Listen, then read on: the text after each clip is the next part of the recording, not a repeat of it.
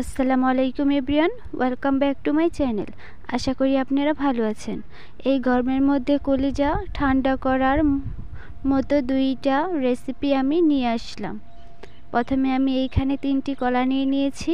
এগুলো আমি ভালোভাবে ছিলে নিব। এখন আমি এগুলো একটি ছুরির সাহায্যে গোল গোল পিস করে কেটে নিব। বর্তমানে সিজনে প্রচুর পরিমাণের গরম, আর এই গরমে হেলদি খাবার খাওয়াটাই আমাদের শরীরের জন্য বেশি উপকারী। এইখানে আমি 3টি কলা নিয়ে নিয়েছি এবং এগুলো ছোট ছোট পিস করে কেটে নিব।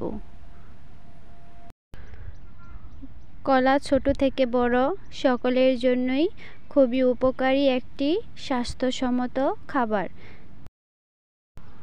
এইখানে আমি 3টি কলা নিয়েছি, কিন্তু এইখানে আমার 2টি কলাই হয়ে গিয়েছে।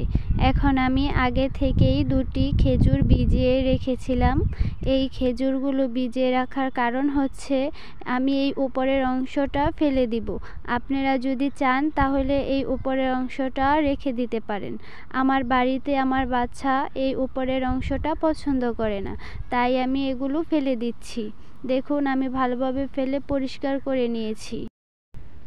এখন আমি খেজুরের ভিতর থেকে বিচিগুলা বের করে পিস পিস করে কেটে নিব। দেখুন, আমি মাঝখান বরাবর ছুরি দিয়ে কেটে এবং ভিতর থেকে বিচিটা বের করে নিয়েছি। এখন আমি এটারও একইভাবে বিচিটা বের করে নিব এবং পিস পিস করে কেটে নিব।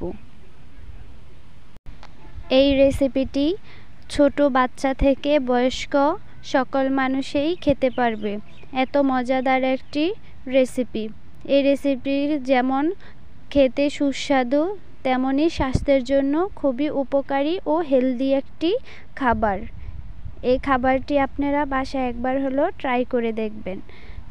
আমার রেসিপিটি যদি আপনাদের কাছে ভালো লেগে থাকে তাহলে প্লিজ আমার চ্যানেলটি সাবস্ক্রাইব করে রাখবেন এবং পাশে থাকা বেল বাটনটি ক্লিক করে রাখবেন। এইখানে আমি একটি মিক্সিং বল নিয়ে নিব।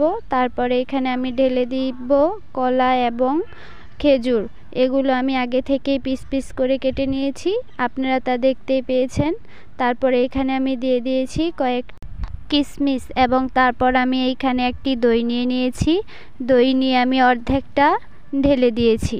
তারপরে এইখানে আমি দিয়ে দিচ্ছি গরুর দুধ। এইখানে আপনারা গরুর দুধটা যদি হাতের কাছে না থাকে তাহলে পাউডার দুধটাও ব্যবহার করতে পারবেন। তারপর আমি এইখানে দিয়ে দিয়েছি 2 টেবিল চামচের মতো তোতমা। এই তোতমাগুলো আমি আগে থেকে ভিজিয়ে রেখেছিলাম। এখন আমি এইখানে দিয়ে কিছুক্ষণ নাড়িয়ে চাড়িয়ে নিব। এখন আমি আপনাদের পরিবেশন করে দেখাচ্ছি। দেখুন, দেখতে যতটা ঘন এবং আকর্ষণীয় হয়েছে, মাশাআল্লাহ খেতেও খুব মজা হয়েছে।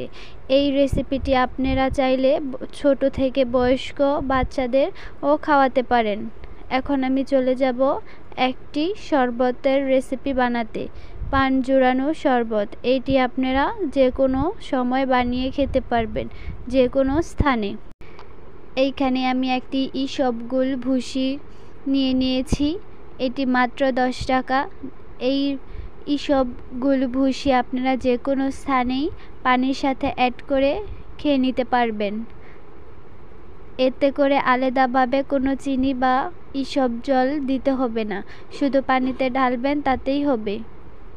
এই গরমের সিজনে প্রচুর পরিমাণের পানি আমাদের শরীর থেকে বের হয়ে আসে। এগুলো পূর্ণ করার জন্য বিভিন্ন রকমের শরবতের রেসিপি আমাদের খেতে হয়। এটি একটি মজাদার শরবতের রেসিপি। আপনারা চাইলে যে কোনো স্থানে যে কোনো সময় এটি তৈরি করে খেতে পারবেন। আমার এই 2টি রেসিপি যদি আপনাদের কাছে ভালো লেগে থাকে তাহলে প্লিজ আমার চ্যানেলটি সাবস্ক্রাইব করে দিবেন এবং পাশে থাকা বেল বাটনটি ক্লিক করে রাখবেন সবার আগে ভিডিও পাওয়ার জন্য। আল্লাহ।